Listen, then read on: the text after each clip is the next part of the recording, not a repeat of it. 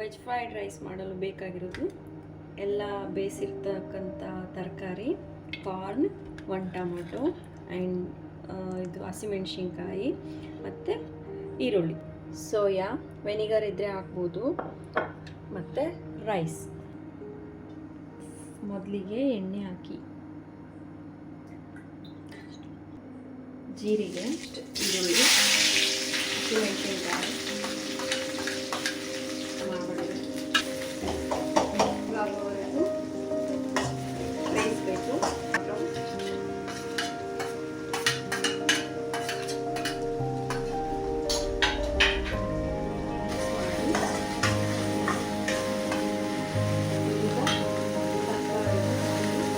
Carrot ಇದ್ದರೆ add ಮಾಡ್ಕೋಬೋದು. ಏನೇನು ತರಕಾರಿ ಇರುತ್ತೆ ಎಲ್ಲನೂ ಚೆನ್ನಾಗಿ ಫ್ರೈ ಮಾಡಿ.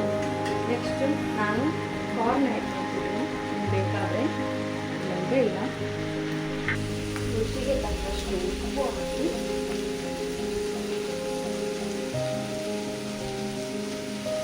ಕಾಟ್ವಾ ಮಸಾಲೆ ಅಂತ ಸಿಗುತ್ತೆ, ಕಾಟ್ವಾ ಮಸಾಲೆ ಹಾಕಿ, ಚಾಟ್ ಮಸಾಲನ ಹಾಕ್ಬೋದು. Mix it properly. ಓಕೆ,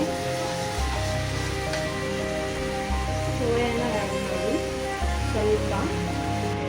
ಲಾಸ್ಟ್ಗೆ ರೈಸ್ನ ಮಿಕ್ಸ್ ಮಾಡಿ ಚೆನ್ನಾಗಿ ಮಿಕ್ಸ್ ಮಾಡಿ.